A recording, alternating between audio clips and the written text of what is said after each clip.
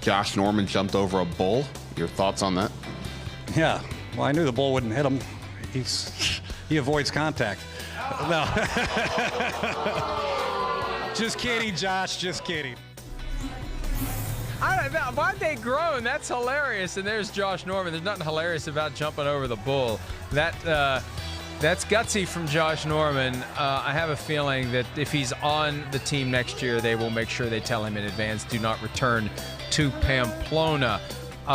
Washington's defensive secondary has been beefed up by the addition of Landon Collins, the former Giant. And there's a lot of acrimony there between Collins and the Giants. Remember, there was speculation, would they use the franchise tag? Are they going to try to sign him? They just showed no inclination at all to keep him around, Chris. And he's got some lingering hard feelings. Just last week, he refused to refer to the Giants by name. He said there's no reason to mention that name anymore. And yesterday he was on NFL Network. He was asked what he would do when the teams meet this season if he sees general manager Dave Gettleman on the field during pregame warmups.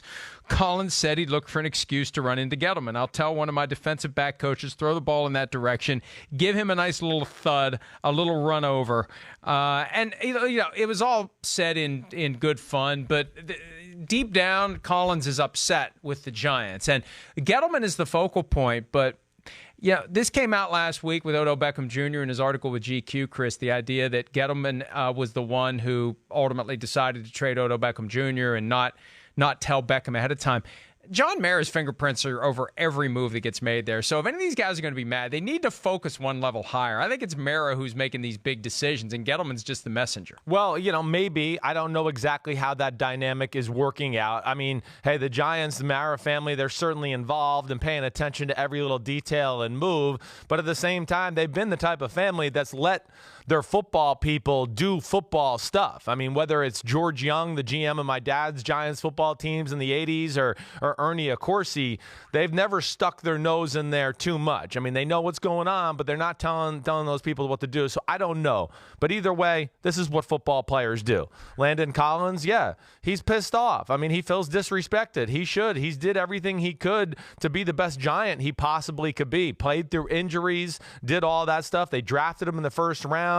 Never complained, never made excuses. I think he probably feels disrespected by the lack of dialogue during the end of the year. It sounded like there was no dialogue, that basically he knew he wasn't going to be back with the Giants. And, yeah, he's going to use it as motivation and just sends a little warning shot out to Dave Gettleman. Like you said, it's joking, but he's also letting us all know that that's not his favorite person in the world either. When you were warming up prior to a game, was there ever a time where you put a little bit too much on a pass because you saw someone on the side you saw someone on the sidelines that had criticized you, or you were selling an old score, just whoever it was, even if it was just your dad with his back turned? Did you ever do that? No, I did not. I never had any thoughts like that going through my head. At that point, I guess I had never had any enemies. Now, I mean, I'd love to be out there now and then throw some balls around. There's a lot of people in the NFL. Steve Young. What if Steve Young had been walking down the sideline? I wouldn't do it. Steve Young, I have forgiven Steve Young. In fact, you're going to like this, Mike. As soon as I'm at the American Century Golf Championship out there in Lake Tahoe, right? As soon as I see Steve Young, which he does this to me every time now, he apologizes without even saying hi, first off. He apologizes. I'm so sorry. I misspoke. I did all that. Yes, he called me laissez-faire. I get it. It's all good. I don't dislike Steve Young. I have tremendous respect for the fellow lefty quarterback, so I'm not mad at him at all for that. So I wouldn't have done that. No, I would not have. But first of all, yeah. He didn't call you laissez-faire. He said you're not upbringing. a good quarterback because you had a laissez-faire upbringing. Right. Now, would your dad be as charitable as you have been with Steve Young? Have they mended fences? Probably not. No, I don't know if they. I don't think my dad's like still angry at him. I think he's gotten over it, but I don't know if fences have been mended as far as they've talked it out or do anything like that. But you're right. He did. He called my upbringing laissez-faire, and that wasn't necessarily true. But either way, I'm not mad at Steve I have Young. a feeling you still don't appreciate the full depth of the insult. He said you weren't any good because you had a laissez-faire upbringing. That's fine. Steve Young, Hall of Fame quarterback, awesome.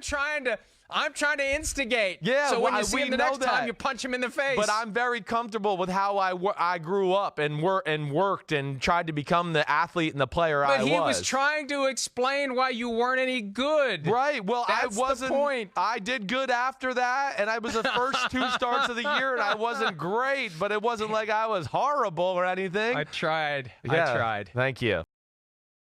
Hi, I'm Mike Tirico, and thanks for watching. Make sure to hit subscribe for the latest news and highlights from NBC Sports.